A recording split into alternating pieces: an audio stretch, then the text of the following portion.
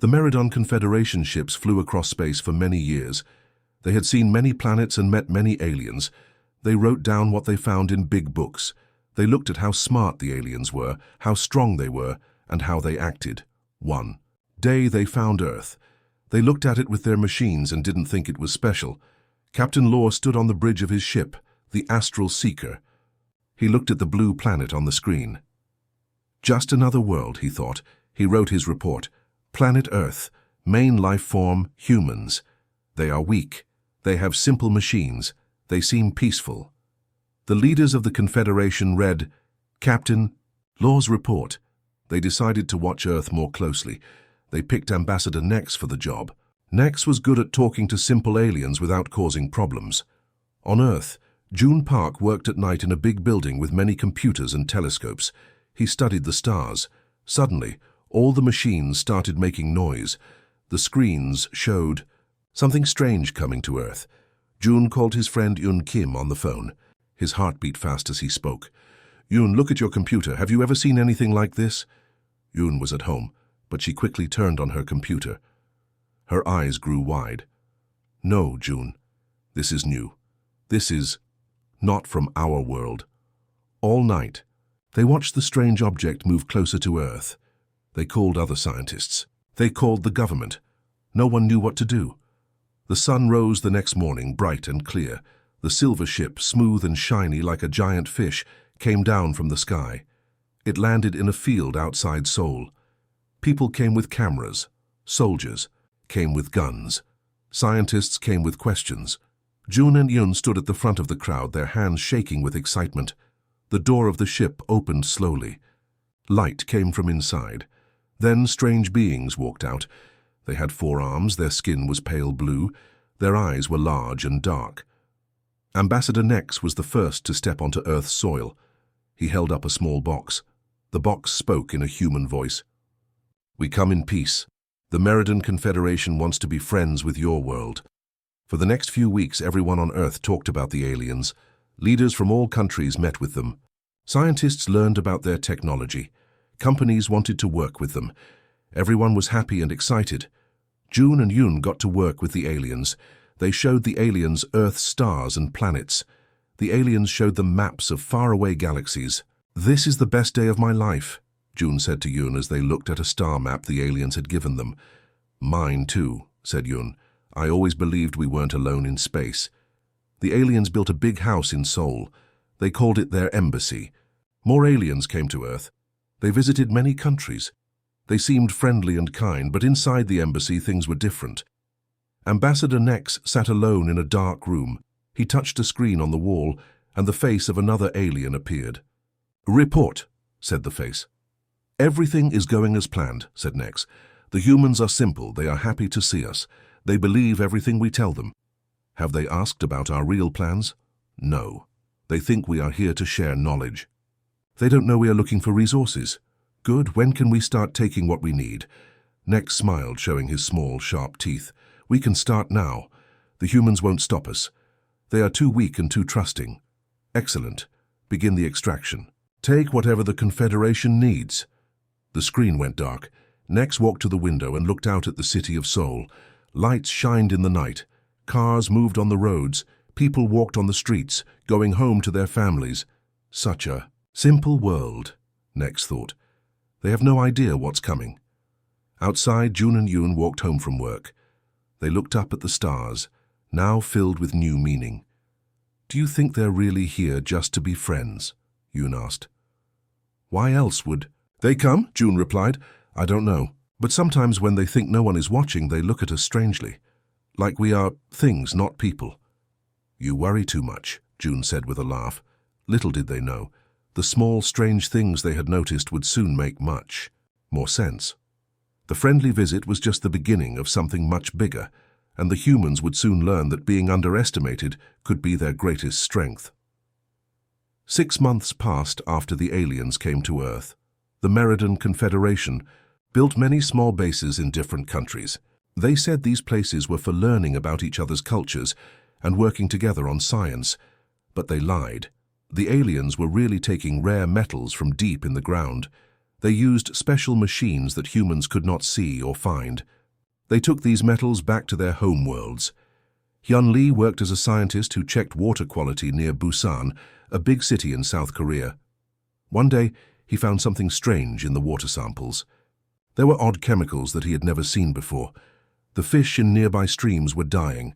Plants looked sick. Hyun showed his test results to his friend Soo Choi. They sat in their small lab, looking at computer screens filled with data. "Look at these numbers," Hyun said, pointing to red marks on the screen. "These chemicals should not be here, and they are getting stronger every week." Soo looked worried. "Where are they coming from?" "I don't know yet," Hyun said, "but they started, appearing after the aliens built their base near the river." Hyun went to the alien base. He asked to speak with someone in charge. A tall blue alien named Rix met with him. "Our tests showed dangerous chemicals in the water," Hyun explained, showing his data. "They are coming from this area. People and animals could get sick." Rix looked at Hyun's papers with 3 of his 4 eyes. The alien seemed bored. "Your Earth testing tools are too simple," Rix said. "They make mistakes. Our work is clean and safe. Your government leaders have approved everything we do." Hyun knew he was being lied to. He left the alien base and called scientists in other countries. Many of them found the same problems near alien bases. The water was bad, the soil was changing, animals were leaving. Then something terrible happened. The ancient forest of Jirisan was a special place in Korea. The trees there were over 1,000 years old. People loved this forest. It was protected by law. One morning, people woke up to find the entire forest gone. Where tall trees once stood, there was only dirt. The aliens had taken everything during the night. Many people went to the empty forest. They held signs and shouted at the aliens. Police came too. News reporters took pictures. The aliens built a high fence around the area and put guards there. World leaders called an emergency meeting at the United Nations. Representatives from all countries came together to talk about the problem. Ambassador Nex from the Confederation spoke to the angry humans. "You are being too emotional," Nex said. His voice was cold. "We did not destroy the forest. We moved it to one of our special buildings for plants. It is safer there. You care too much about keeping things in their original places. This is not efficient." Dae Kim, who represented South Korea, stood up from his chair. His face was red with anger. "That forest was not just a group of trees," he said loudly. "It was part of our history. Our people have walked there for 1,000 years. Old stories were born there. You took something precious without asking. You do not respect us." Nex looked at Dae with his large, dark eyes. "We hear your concerns, but they do not matter to our work. Your leaders signed papers that let us take resources we need. The forest was in our way." People in the room began to shout. Some cried. The meeting ended with no solutions. Later that night, Ambassador Nex sat alone in his room. He touched a screen on the wall, and the face of his commander appeared. "The humans are upset about the forest," Nex said. "They had many strong feelings today. They shouted and made threats." "Are they planning to fight us?" the commander asked. "No," Nex said with a small laugh. "They only talk. They are weak and divided. Some are angry, but others still want our technology. Their leaders are afraid to make us unhappy." "Good. We will continue as planned. Begin Phase 2, Extraction." "What about the human concerns?" "Ignore them. By the time they understand what is happening, we will have already taken what we need. Their feelings are not important." The screen went dark. Outside Nex's window, more ships landed, bringing bigger machines for taking Earth's resources. Unknown to the aliens, Hyun Lee was sharing his findings with more people. Ordinary citizens were now testing their own water and soil. Pictures of sick animals and dead plants filled the internet. People were connecting the dots, seeing that every problem started near an alien base. The humans were starting to understand the truth. And they were getting angrier each day. The small village of Haenam had been on the south coast of Korea for over 500 years. People there caught fish and grew food, just like their great-great-grandparents did.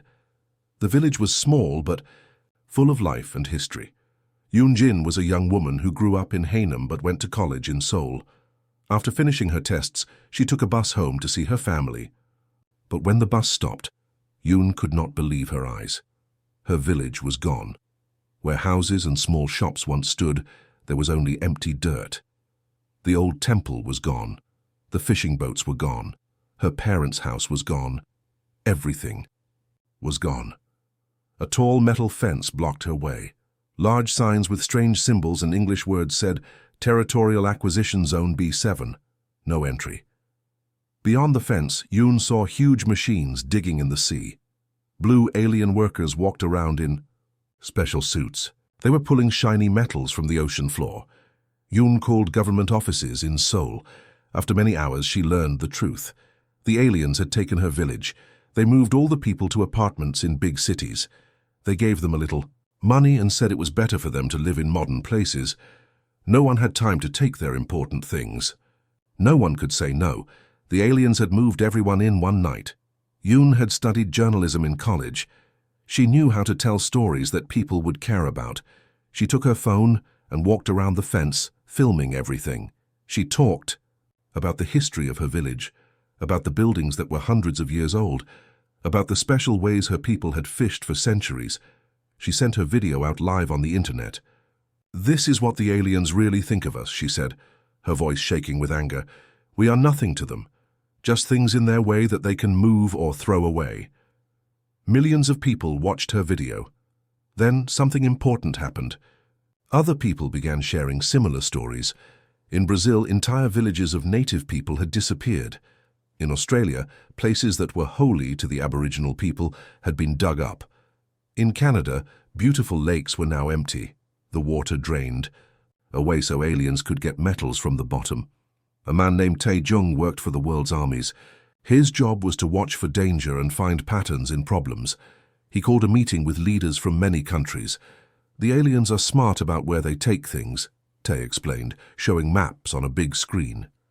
They never touch places that big countries care about. They take from small villages, from poor areas, from places without political power. They are testing us. They want to see how much we will let them take before we fight back. Meanwhile, in the main alien embassy, a different conversation was happening. An alien named Kel had spent his life studying other living things. He went to Ambassador Nex with worry in his 4 eyes. Sir, I must speak with you about humans, Kel said. They are not like other life forms we have met. There are warning signs we have ignored. Nex looked bored. What warnings? They are simple creatures. No, they are not simple, Kel said. Most aliens follow leaders in a straight line like our people do. Humans do not. They work together in ways we don't understand, and their anger is different too. When we make other aliens angry, they get upset and then calm down. Human anger grows stronger over time. And most dangerous of all, they share their feelings through their computer networks. We expected them to fight among themselves, but they are joining together instead. Nex laughed. It doesn't matter. Their weapons are toys to us. Our shields can stop anything they have. Kel tried to say more, but Nex would not listen. That night, something strange happened. At 7 alien bases around the world, the lights went out. The machines stopped. The doors wouldn't open. The communication systems died. Humans had not fired a single bullet. Instead, they had taken parts from everyday things like microwave, ovens, car batteries, and TV sets. They built devices that sent out special energy waves. These waves went right through alien shields and stopped their power systems. Alien workers in the bases sat in the dark, confused and afraid. Their technology, which they thought was far better than anything humans had, was not working. For the first time, the aliens realized they might have made a mistake. The humans were not as simple as they had thought. And they were very, very angry. The aliens were angry about their broken machines. Commander Tool, the head of all alien soldiers, called for more ships to come to Earth. He turned on big weapons that floated in space above Earth. These humans are just making small troubles, Tool said to his soldiers. We will show them our power, and they will become afraid and stop. Tool did not understand what humans could do when they worked together. Sung Park used to make video games for a living. He knew how computers worked. Now he sat in a small room with people from many countries. They had computers and were typing very fast. Don't break their systems, Sung told his friends. Just change little things in their maps and numbers. When alien ships tried to shoot warning shots at empty fields, the shots landed in oceans instead. When they tried to go to certain places, they ended up miles away. Their computers still worked but gave them wrong information. In another place, a woman named Ha Min mixed chemicals in her lab. Ha used to make products for a big company. Now, she made something that could help all humans. The aliens wore special masks to breathe Earth's air. Ha created a spray that made these masks stop working. The spray didn't hurt the aliens, but it made them run back to their ships to breathe. Ha sent the recipe for this spray to scientists around the world. Soon, people everywhere were making it. Regular people found ways to fight back too. Farmers took the water pipes from their fields and built devices that confused alien machines. College students used school equipment to study alien technology and find its weak spots. Old soldiers taught regular people how to hide and move without being seen. No one told all these humans to work together. They just did it on their own. Inside, the big alien command ship, loud alarms rang all day and night. Officer Mev, whose job was to collect information, ran into Commander Tool's room with a worried face. "Commander, we found something we've never seen before," Mev said, putting a screen on Tool's desk. When most living things feel afraid, their brains work worse, but human brains work better when they are scared or angry. Tool's 4 eyes blinked. Quickly. "That cannot be true. No species gets smarter under pressure." "But humans do," Mev insisted. "Look at these brain scans. And there's something else strange. They are not trying to destroy us. They could have killed many of us by now. Instead, they are showing us that we crossed a line. They want respect, not war." Tool did not believe it, but more reports came in every hour. Humans were doing things that should be impossible for their level of technology. Ambassador Nex got the same reports. He had visited thousands of worlds in his long life. He had met many different aliens, but he had never seen any that acted like humans. "It doesn't make sense," Nex said to his advisors. "Their weapons are simple, their computers are slow, their bodies are weak, yet they keep stopping us without killing anyone." Then came the biggest surprise. At exactly the same time, all around the world, every alien ship lost power to its engines. They could not fly, they could not leave. But the life support system still worked, so no aliens were hurt. A message appeared on all alien screens. It was in the alien language. It said, "We could have done worse, we chose not to. Talk to us like equals or leave our world." The aliens were shocked. How could humans hack into every ship at once? How could they know which systems to turn off and which to leave on? How could they translate their message into the alien language? Commander Tool called his best technical experts. "Fix the ships, get us back in control." But the experts had no answers. "Sir, they did this in a way we don't understand. They're using our own technology against us, but better than we use it ourselves." Tool could not believe his ears. "That's not possible. They are primitives." One expert shook his head. "No, sir. We were wrong about them. Very wrong." Ambassador Nex sat alone in his room thinking. The Confederation had made a terrible mistake. They had judged humans by their technology, not by their minds or hearts. They thought because humans had simple tools, they were simple beings. Now Nex understood. Humans were not simple at all. They were complex in ways the aliens had never imagined. When pushed, they did not break, they got stronger. When threatened, they did not panic. They became smarter. When attacked, they did not just fight back, they found entirely new ways to fight. And most surprising of all, they were showing mercy. They could have killed many aliens, but they chose not to hurt anyone. Nex knew what he had to do. For the first time in the history of the Confederation, they would have to admit they were wrong. The top alien leaders met on their homeworld far from Earth. They sat in a round room with tall windows showing strange stars. These leaders had ruled space for 1,000 years. Never before had they faced a problem like humans. "How is this possible?" asked Council Leader Vex, hitting the table with one of his 4 hands.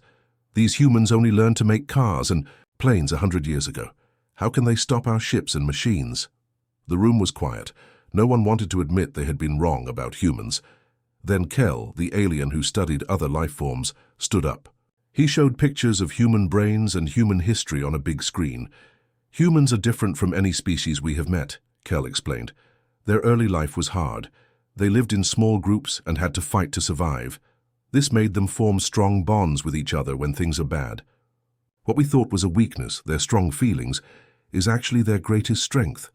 When they are threatened, they come together and solve problems in new ways. Ambassador Nex nodded. And they don't want to kill us. They could have hurt many of our people, but they didn't. They just want us to respect them and their world. The alien leaders talked for hours. Finally, they agreed to try a new approach.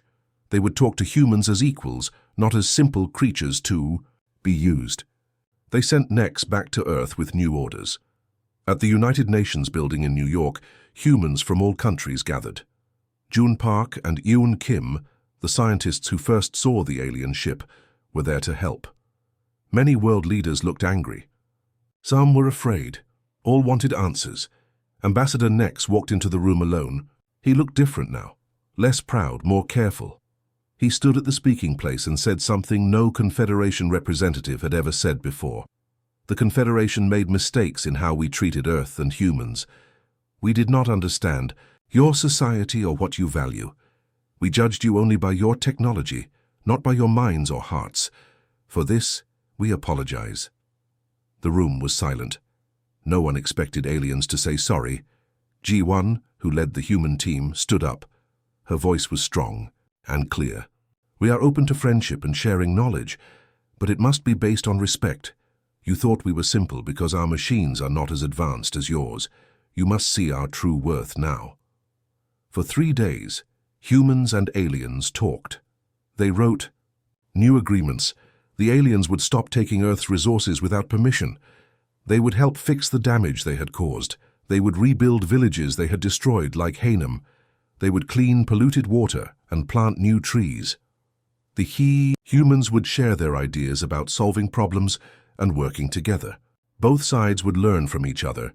The aliens created something new called the Earth Principle. This rule said that a species should not be judged only by its technology. Humans would join the Alien Council as full partners, bringing new ideas to space. As people signed the new agreements, Ambassador Nex walked over to June Park. Nex looked confused. "There is one thing I still don't understand," the alien said quietly. "Your people could have started a real war. You could have killed many of us when our ships were disabled. Why didn't you?" June thought for a moment, then smiled. "Because our goal wasn't to destroy you. It was to make you understand us. When humans get angry, we don't always lose control. Sometimes we get very clear about what matters to us. We were showing you our boundaries. That's what it means to be human." Nex's large eyes blinked slowly as he considered this idea. In the weeks that followed, Earth began to change again. The village of Hanem was rebuilt. The houses looked like the old ones, but now had both human and alien technology inside. The old forest began to grow again, with alien science helping the trees grow faster. Alien teachers came to human schools. Human doctors worked with alien healers. Together they solved problems that neither could solve alone. In the big book, where aliens kept information about all life forms, they made an important change. Humans were no longer listed as Class 3 Curiosity. Now they were Class 1 Partner. Species. And below this new title there was a special note: approach with respect. When they get mad, listen carefully. They're telling you something important. The Meridian Confederation had explored thousands of worlds across 12 galaxies, but they had never found anyone quite like humans, and now they never would forget what happens when humans get mad.